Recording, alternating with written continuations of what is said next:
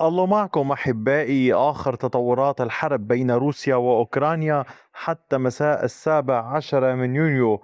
يواصل الجيش الروسي تقدمه في جبهات كثيرة منها مدينة كوستانتينيفكا، حيث سنتحدث عن نسبة السيطرة الروسية هناك، إضافة إلى عمليات التقدم في جبهة ليمن، أيضا إلى عمليات التقدم في جبهة خاركيف الواسعة في أكثر من 3 نقاط. ما الذي يحصل في هذه الجبهات؟ تابعوا التفاصيل حتى النهاية كي لا تفوتوا أي معلومة.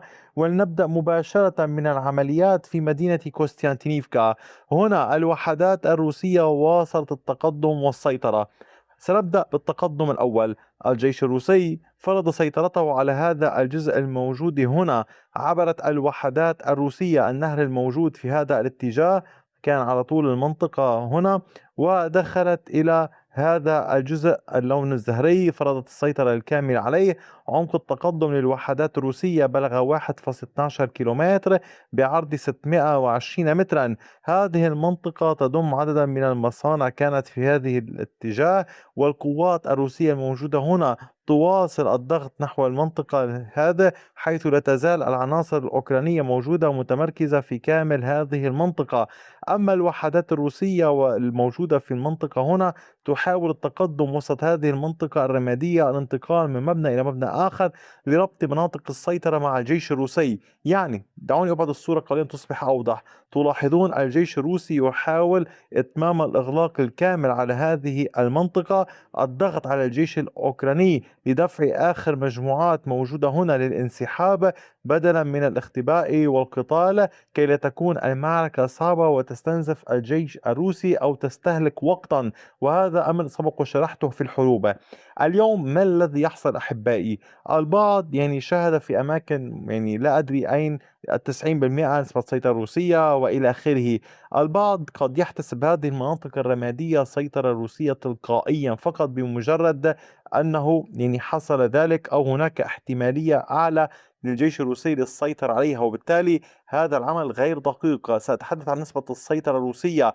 يجب فهم ومعرفة كيف يتم تحديد الأمور. هذا العمل يتطلب جهدا ليلا نهارا متواصلا، خاصة في حرب المدن. رسم الخرائط تعديلها يتطلب مسؤولية والحفاظ على ثقتكم، وبالتالي يجب العمل ليلا نهارا على الأمر حتى تقديم النتيجة والرقم الصحيح.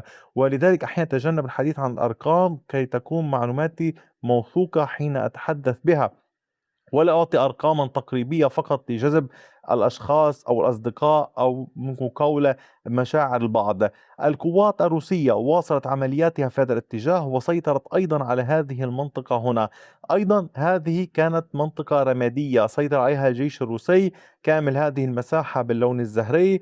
عمق التقدم للقوات الروسية بلغ 770 مترا بامتداد 660 مترا.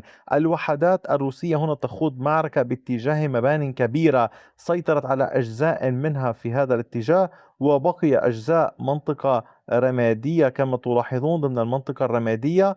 أيضا تمتد إلى هنا المناطق ذات المباني المرتفعة، والأوكران يواصلون التمركز في هذه المنطقة. لذلك كما تلاحظون أحبائي المعركة ليست سهلة، مختلفة. اليوم نتحدث عن مدينة يوجد بها مباني مرتفعة، مباني كبيرة، منازل صغيرة، شوارع مكتظة، شوارع نوعا ما إن أمكن قول أسهل. وبالتالي كل معركة لها خصوصيتها، كل شارع له خصوصيته.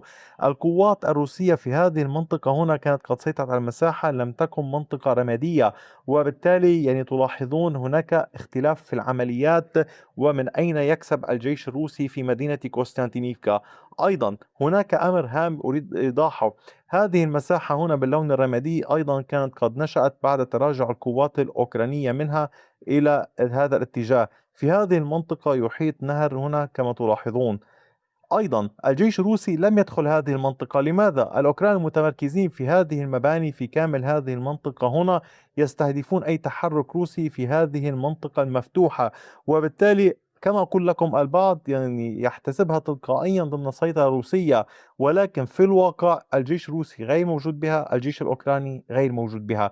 وبالتالي أتمنى أن يكون الفرق قد أصبح واضحا كيف يتم العمل على الخرائط.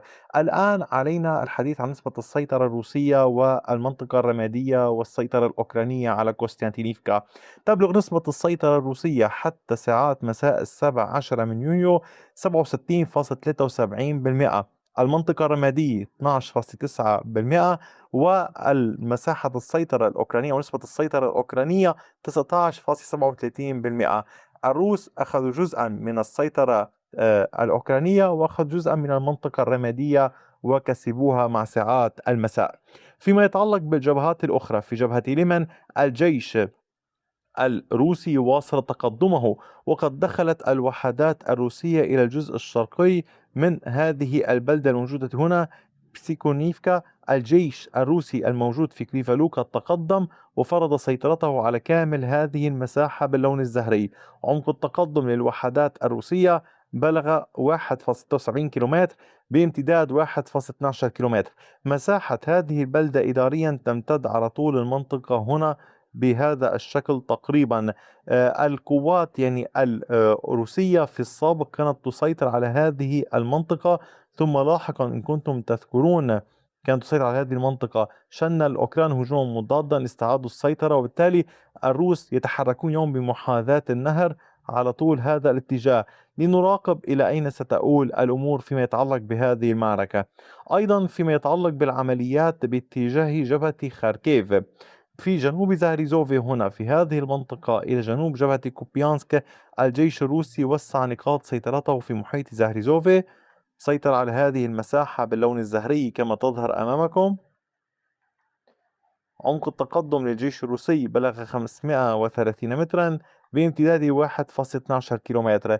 العمليات لا تزال مستمرة، والجيش الروسي يحاول قدر الإمكان توسيع السيطرة وصولا إلى النهر هنا، فيما القوات المتبقية تحاول استرداد السيطرة الكاملة على زهريزوفي. هناك معركة كبيرة قد حصلت لأجلها في وقت سابق. أيضا في جبهة كوبيانسك الشرقية الجيش الروسي وسع سيطرته، وقد تمكنت الوحدات الروسية من التقدم في محيط كيريليفكا، سيطرت على كامل هذه المنطقة هنا باللون الزهري.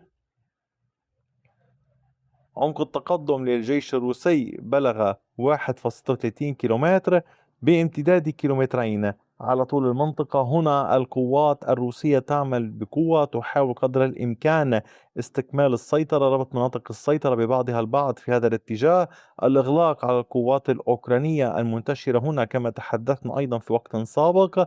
يعني كلما اقترب الجيش الروسي في هذه الجهة يعني دفع أو يمكن قول يحاول إجبار الأوكران على الانسحاب والخروج كي لا يتم حصارهم، وهذا ما حصل في هذه المنطقة. تراجعت الوحدات الأوكرانية إلى هذه النقاط الدفاعية الموجودة هنا، والجيش الروسي تقدم وثبت سيطرته.